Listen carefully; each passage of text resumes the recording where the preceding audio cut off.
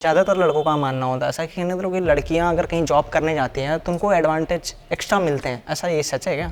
अगर कोई सीनियर ले रहा है एडवांटेज और उसके बदले अगर आपको पोजीशन देना चाह रहा है तो फिर वो किसी को भी दे देगा। उसमें उनके प्रमोशन जल्दी होते हैं, वो मैं डिस्क्लोज नहीं करूँगी, कॉन्फिडेंशियल है।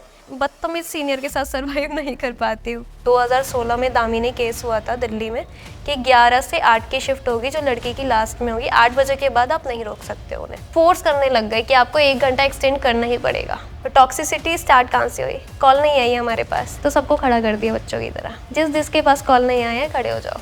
इतना है कहने का मतलब कि कोई प्रेशर नहीं है। वो डिपेंड करता है, आप खुद सोचो ना, कोई कॉल सेंटर में काम क्यों करेगा फिर जाके। दोस्तों आपका स्वागत है टॉक विद ऋषि शो में। तो आज हमने अपने एक दोस्त को बुलाया था, मेघा जी को। उनकी फील्ड में लड़कियों की क्या राय है वो जानने के लिए, तो देरी ना करते हुए आइए चलते हैं, शुरू करते हैं। सो मेघा दीदी आपका स्वागत है हमारे शो टॉक विद ऋषि में। तो आज हम मेघा दीदी से जानेंगे इनकी स्कूलिंग लाइफ, कॉलेज लाइफ और जॉब लाइफ के बारे में, और लड़कियों के मत क्या हैं उसके बारे में आज हम जानने की कोशिश करेंगे मेघा दीदी से। तो मेघा दीदी आप कुछ बताएं हमें। स्कूल तो आपको पता ही है, मेरा बिल्डिंग वाला था पीछे जी। तो काफ़ी फेमस है वो आश्रम में स्कूलिंग हमारी वहीं से हुई थी। उस टाइम पे तो इतना नहीं था, लाइक बैकग्राउंड होता था स्पोर्ट्स में, लेकिन उसमें भी थोड़ी सी बायसनेस होती थी बेसिकली हमारे स्कूल में। बट अभी का जैसे देखा है, मेरी सिस्टर लास्ट ईयर ही पास आउट हुई थी स्कूल से, तो काफ़ी अभी केजरीवाल ने अच्छा कर दिया है स्कूल। पहले इतना वो नहीं होता था हमारे उसमें। अच्छा, तो आपने स्कूलिंग यहीं से की, 12वीं तक पूरी यहीं से गए? हाँ, मेरी 12वीं तक पूरी यहीं से रही है। जी। उसके बाद कॉलेज मेरा इग्नू से हुआ था, तो मैंने ओपन से करा था कॉलेज, और उसके साथ साथ फिर मैंने जॉब भी स्टार्ट कर दी थी। तो कहने का मतलब जब आपने स्कूलिंग यहाँ से की थी तो पहले लोग बोलते थे कि पहले इतनी अच्छी पढ़ाई नहीं होती थी, लेकिन अब शायद केजरीवाल ने उसे सुधार दिया, अच्छी पढ़ाई हो रही है। लेकिन अभी बीच में सुनने में आ रहा है यहाँ पे बहुत सारी प्रॉब्लम्स भी हो रही हैं, क्या आपने सुना है उसके बारे में थोड़ा? देखिए, मुझे ऐसा नहीं लगता कि पढ़ाई अच्छी हो रही है अभी, ठीक है, सरकारी स्कूल में। हाँ, आप ये कह सकते हो कि थोड़ा सा रेनोवेट कर दिया गया है स्कूल को। तो जो ग्राउंड थे उससे क्या हुआ है, थोड़ा सा जो हमारा ग्राउंड होता था पहले स्कूल का, अब वो कवर कर दिया गया, वहाँ पे बिल्डिंगें बना दी गई है। तो अब स्पोर्ट्स तो रहा नहीं वहाँ पे, सिर्फ योगा ही है हमारे स्कूल में, ठीक है। और जैसा कि मैंने अपनी सिस्टर्स को देखा है अभी, तो नॉर्मली पढ़ने के लिए जो होता है मेन लाइनें बता देते हैं, लेकिन पूरी अभी भी वो चीज़ नहीं हो रही है। तो मार्क्स पे ज़्यादा फोकस होते हैं। मुझे ऐसा नहीं लगता है कि प्राइवेट स्कूल से अभी जो केजरीवाल जी कहते हैं कंपैरिजन हम नहीं कर सकते हैं सरकारी स्कूल। यानी आप कहना चाहते हैं कि प्राइवेट जो स्कूल्स हैं उसमें पढ़ाई ज़्यादा बेहतर होती है इनकी अपेक्षा? हाँ, सरकारी स्कूल की अपेक्षा। हाँ। आप फॉर एग्जांपल आप कभी देखेंगे अगर जाके, तो एक जो प्राइवेट स्कूल होता है उसमें अगर 11-12 के भी बच्चे होते हैं तो वो भी इंग्लिश में बात कर रहे होते हैं। लेकिन ये कॉमन चीज़ आपको हमारे गवर्नमेंट स्कूल में नहीं मिलेगी। बस इंग्लिश को ही लेके देख रहे हैं, या फिर ऐसे बहुत सारे कारण हो सकते हैं जिनमें ये ऐसा लगता है कि प्राइवेट सेक्टर वाले जो स्कूल हैं वो ज़्यादा बेहतरीन है इनकी अपेक्षा? ऑल ओवर चीज़ें होती हैं, वहाँ पे स्कोप ज़्यादा होता है बेसिकली। फ़ीस आपकी ज़्यादा है, नो डाउट, ऐसा नहीं है, मैं डिनाई नहीं कर रही हूँ उस चीज़ को। फ़ीस आपकी ज़्यादा होती है लेकिन स्कोप उसमें ज़्यादा होता है। लेकिन ऐसा भी तो होता होगा कि जो सरकारी स्कूल यहाँ पे पढ़ने में मज़ा बहुत आता है, क्योंकि हमने भी सरकारी स्कूल से पढ़ाई की है। तो हमें कहने का मतलब, मैंने प्राइवेट से भी की है पढ़ाई और सरकारी से भी, लेकिन मुझे ना सरकारी में बड़ा मज़ा आता था पढ़ने में। सरकारी पे तो काफ़ी मीम्स भी बने हैं। मुझे लगता है जैसे हमारे स्कूल में भी काफ़ी चीज़ें होती थी। इंसिडेंट मुझे याद है, हम क्या करते थे, जैसे मैं तो लेट कमर्स में ही आती हूँ हमेशा, तो मैं लेट जाती थी। तो बाहर हम खड़े हो जाते थे हॉल में जब हम खड़े होते हैं तो हमें सज़ा ये मिलती थी कि आपको पत्ते उठाने हैं जितने भी आपके ग्राउंड में गिरे हुए हैं, और फिर वो डस्टबिन में डालने होते हैं। तो हम एक पत्ते को उठा के वापस गिराते रहते थे ताकि हमें वो चीज़ ना करनी पड़े, ताकि हमें पढ़ाई नहीं करनी पड़े और जल्दी से क्लासरूम में जाके बैठना नहीं पड़े। पढ़ाई का तो ये था कि हमारी एक मैम थी, 10th तक रही थी वो, वीना गुलाटी नाम था उनका। अच्छा जी। तो वो हमें कोई भी फंक्शन नहीं अटेंड करने दे दी थी।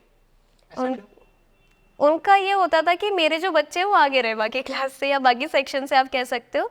वो क्या करती थी, अगर 26 जनवरी है तो फंक्शन चल रहा है, डांस हो रहा है, गाने चल रहे हैं, वो पहले ढूंढती थी, पूरी प्रेयर में हम खड़े रहते थे, पहले ढूंढती थी कहाँ पे हमारी जो क्लास है, जो हमारा सेक्शन है वो खड़ा हुआ है, और फिर उनको निकाल के सबके सामने फिर 0 पीरियड लेने चली जाती थी वो। अच्छा, तो ये तो कह सकते हैं कि सरकारी स्कूल में वैसे भी पढ़ने में ज़्यादा मज़ा आता था। हाँ, मज़ा आता था, डिपेंड करता है टीचर पे भी डिपेंड करता है बेसिकली ये चीज़। तो टीचर कैसे है हमारी, जैसे एक हीरा बिस मैम थे, इंग्लिश पढ़ाती थी वो, तो काफ़ी अच्छा चलता था उनका। उनकी बात भी सब मानते थे, फेवरेट मैम थी वो सबकी, लड़के स्पेसिफिकली मानते थे उनकी बात। बाकी जो हमारी मैम थी वीना गुलाटी, हम क्या करते थे, हम पीछे से आके घुस जाते थे अंदर। 2 गेट होते थे, एक तो आगे का मेन, एक पीछे का, तो अटेंडेंस होती थी हमारी। तो हम पीछे से जाके खड़े हो जाते थे, फिर मैम यही सोचती थी अच्छा प्रेजेंट तुम भी आई हो। तो आप कॉलेज के बाद आपकी पहली जॉब क्या थी? पहली जॉब तो मैं ऐसे ही घूमते फिरते गई थी। मेरी नानी का घर है एक्चुअली साकेत में, तो पीछे ही मॉल है सिलेक्ट सिटी वॉक। तो पीछे ऐसे ही मैं अपनी फ्रेंड के साथ गई थी। मेरी जो फ्रेंड थी उनका एयर होस्टेस में सिलेक्शन हो गया था, तो ऐसे मैं गई थी घूमते फिरते। जहाँ पे उन्होंने इंटरव्यू दिया था उन्होंने मुझे उनसे मिलवाया। मैंने उनसे बात करी और फिर मैंने ऐसे मज़े ले रही थी मैं, और मेरे 2 दिन बाद मेरे को कॉल आ गई कि आप कल से ज्वाइन कर लेना। अच्छा, किस ऑफिस में ज्वाइन की थी वैसे? मैंने एक टैटू स्टूडियो था वहाँ पे। Tattoo studio. हाँ, वहाँ पे मजा ज्वाइन आता था करके मॉल में। मज़ा आता था जॉब करने में? बहुत मज़ा आता था। वैसे आपकी पहली फर्स्ट सैलरी जो थी वो क्या रही होगी? मेरी 13,500 थी। 13,500 रुपये? हाँ। चलो बहुत बढ़िया। हम लड़कों को तो 13,500 तो बहुत दूर है।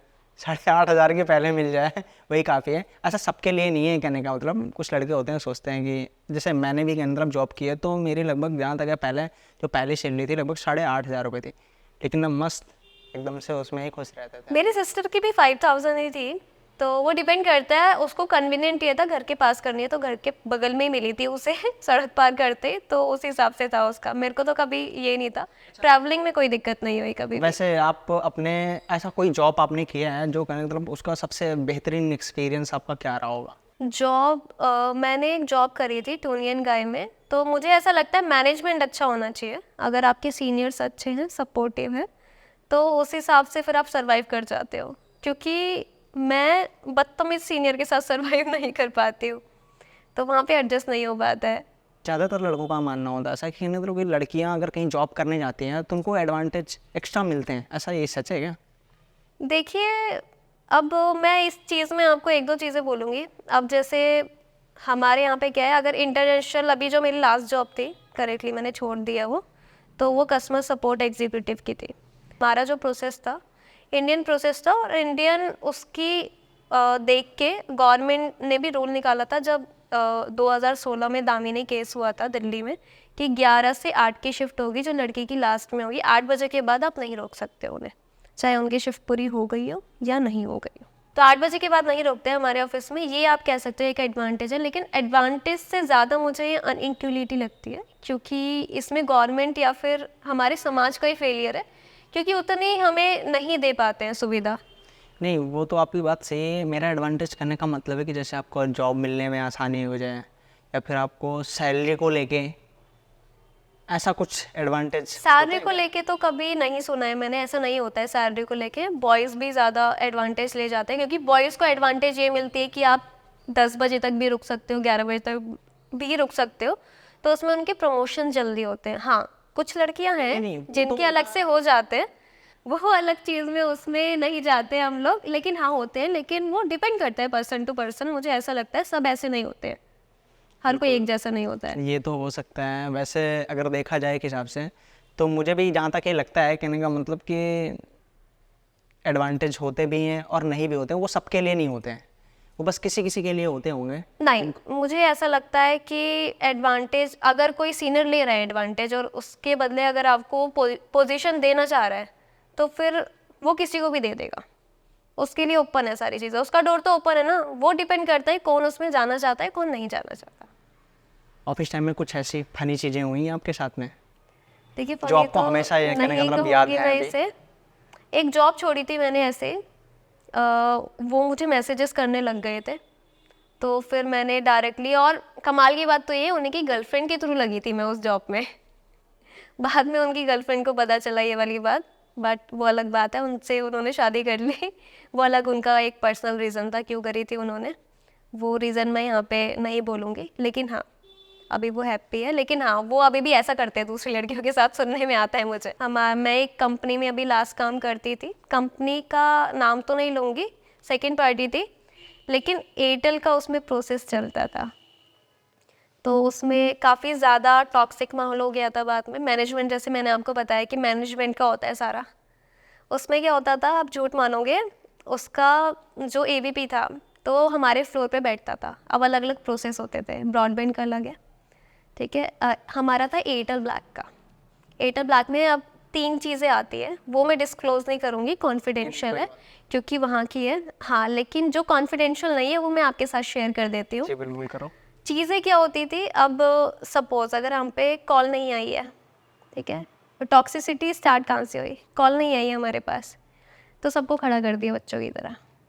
जिसके पास कॉल नहीं आई है खड़े हो जाओ, और जिसके पास आती जा रही है बैठ जाओ। अब बच्चों को, कुछ बच्चों को थोड़ा फनी लगा, लेकिन this is a professional job, मुझे नहीं लगता कि ऐसे किसी को करना चाहिए। तो काफ़ी बच्चों ने बोला था कि सही नहीं है, सही नहीं है, लेकिन किसी की हिम्मत नहीं होती है। ऑब्वियसली एबीपी के सामने कौन बोलेगा जाके कि आप गलत कर रहे हो, हर कोई पॉइंट आउट नहीं कर सकता है। सेकेंड थिंग, फिर 15 दिन बाद कुछ फ्लो इतना बढ़ गया, इतना बढ़ गया, इंटरव्यू के टाइम पे बोला गया था कि आपको जो कॉल लेनी है 50 समथिंग लेनी पड़ेगी पूरे दिन में। तो 2-3 मिनट का वेल आता था हमारे में, इतना कोई इशू नहीं था बड़ा। फिर बाद में फोर्स करने लग गए कि आपको 1 घंटा एक्सटेंड करना ही पड़ेगा, आपको बैठना ही पड़ेगा। अब मेरा क्वेश्चन यही था उनसे, कहाँ पे लिखा है कि बैठना पड़ेगा? इंटरव्यू के टाइम पे तो आप लोग ये बोलते हो ना कि 9 घंटे की आपकी शिफ्ट है, 8 घंटे का आपको लॉग इन पीरियड देना पड़ेगा। उसके अलावा आप हमें फोर्स नहीं कर सकते हो, किसी को भी फोर्स नहीं कर सकते हो रुकने के लिए कि आपको 1 मिनट भी वहाँ पे रुकना पड़ेगा, चाहे कंपनी का कुछ भी काम हो। दिस इज़ अ रिक्वेस्ट, आप रिक्वेस्ट कर सकते हो किसी से भी। तो ये कुछ टॉक्सिक माहौल थे जो वहाँ पे हो रहे थे, जिसकी वजह से काफ़ी बच्चों ने छोड़ा, इंक्लूडिंग मी। तो मैं तो बिंदास, कहने का मतलब मस्त एकदम से, जब मन करता था आता था, जब मन करता था जाता था, मुझे कोई कुछ बोलने वाला नहीं था। बोलता भी था ना तो मुझे बोलता था कोई बात नहीं, सैलरी मत दियो, मुझे कोई दिक्कत नहीं, चलेगा। मैं तो ऐसे ही। ये डिपेंड करता है। अब जैसे ज़्यादातर मुझे जो लगता है कॉल सेंटर्स में जो काम करते हैं, तो जैसे दिल्ली से ज़्यादातर नहीं होते, बाहर से अगर आके कर रहे हैं सपोज़, क्योंकि दिल्ली वालों के पास एक है कि हाँ हमारा घर है यहाँ पे, हम तो यहाँ पे रह रहे हैं और we are not bread earners. लेकिन जो अलग से आके रह रहे हैं उनको पीजी का भी देखना है, उनको अपने खाने का भी देखना है, उन्हें अपने घर का भी देखना है। और अगर वो घर का भी नहीं देख रहे तो खाने और पीजे का तो देखना ही पड़ेगा। तो वो इंस्टेंटली नहीं छोड़ सकते जैसे हम लोग छोड़ देते हैं। नहीं, दिल्ली से तो मैं भी नहीं हूँ, यहाँ पे, यहाँ से कहने तो मैं भी किराए पे रहता हूँ, लेकिन कहने का मतलब इतना है, कहने का मतलब कि कोई प्रेशर नहीं है। वो डिपेंड करता है, आप खुद सोचो ना, कोई कॉल सेंटर में काम क्यों करेगा फिर जाके। क्योंकि वहाँ पे इतनी ज़्यादा टेंशन होती थी, 8 घंटे कॉल लो और दिन भर के अंदर एक कॉल कटी नहीं कि तुरंत एक कॉल आ जाती थी। अगर हम चाहें, कितना भी चाहें, कहने की तरफ रेस्ट कर लें या फिर हम कॉल होल्ड पे डाल लें, टीएल आ जाता था फटाफट, क्या कर रहे हो भाई, क्यों बैठे हो, ऐसे कहने का मतलब करने और लगता था। हमारे उसमें तो ये भी था कि वॉशरूम ही आपको, अब 9 घंटे की शिफ्ट है आपकी सपोज, हाँ, 9 घंटे की 1 शिफ्ट घंटे होती का थी। टाइम मिलेगा। अब उसमें आपको लंच ब्रेक भी लेना है, उसमें आपको वॉशरूम ब्रेक भी लेना है, टी ब्रेक भी लेना है। तो एडजस्ट कभी नहीं हो पाता था हमारा। हम क्या करते थे, जाएंगे 10 मिनट की दूरी पे है वॉशरूम, 10 मिनट से पहले आप आ ही नहीं सकते, आपको चलने में ही 10 मिनट लग जाएंगे, जाने और आने में। रोड पार करके थे। बाकी अगर नहीं, रोड पार करके तो नहीं, लेकिन वॉकिंग काफ़ी था, 10 मिनट वॉकिंग था आपके, मतलब 20 मिनट तो लगेंगे ही लगेंगे। और सपोज अगर किसी वॉशरूम में क्लीनिंग हो रही है फिर आपको आगे जाना पड़ेगा। तो ये बहुत बड़ा इशू है, कंपनीज को थोड़ा तो सोचना तो चाहिए। आपने लगभग कितने साल वहाँ पे जॉब की थी? मुझे 1 साल होने वाला था। 1 साल जॉब कर लिया था आपने कॉल सेंटर में? हाँ, 1 साल होने वाला था। पहले वो काफ़ी सही था, अभी थोड़ा सा बड़ा टॉक्सिसिटी, तो मैंने छोड़ दिया फिर वहाँ से। अच्छा, वैसे कभी कभी आपको लगता नहीं है कि जॉब, इधर भागना उधर भागना, इससे अच्छे, कहने का मतलब ऐसी लाइफ बढ़िया हो, मस्त एकदम, फ्री का खाने का मिले, लेटने का मिले, कोई जॉब नहीं हो, ना करना पड़े, सब कुछ फ्री का मिल जाए, कितना मजा। आई गेस सबको यही चाहिए होता है। सबको एक चाहिए होता है ना। हाँ, 99% लोगों को यही चाहिए होता है, 1% ही होते हैं जिनको ये होता है। हर कोई अपना बिजनेस ही करना चाहता है ऑब्वियसली, किसी को ये नहीं है। आजकल आपने देखा होगा वड़ा पाव गर्ल ज़्यादा चल रही है, तो हर कोई बिजनेस करना चाहता है। और वैसे आपने सोशल मीडिया का बोला था, तो सोशल मीडिया पे कहने तो एक्टिव रहते हो आप? सोशल मीडिया पे मैं एक्टिव रहती हूँ, अभी थोड़े दिनों से मैंने छोड़ रखा है एक्टिव रहना। तो कहने तो रील्स वगैरह नहीं देखते हो? रील्स समटाइम्स देख ले तो देख ले, मुझे ऐसा लगता है रील्स में अगर एक बार लग गया तो फिर आपके 1-2 घंटे तो गए, तो आराम से। बहुत आराम से, क्योंकि इतना यूज टू तो हर कोई हो रखा है और ये सारा डायमेंशन ही होता है। अगर आपने एक बार खोल ली रील फिर तो आप स्क्रॉल डाउन करते जाओ, क्योंकि आपने जितना टाइम बिता लिया एक रील के साथ तो उसी से रिलेटेड आएगी और वही आपकी लाइकिंग होगी फिर।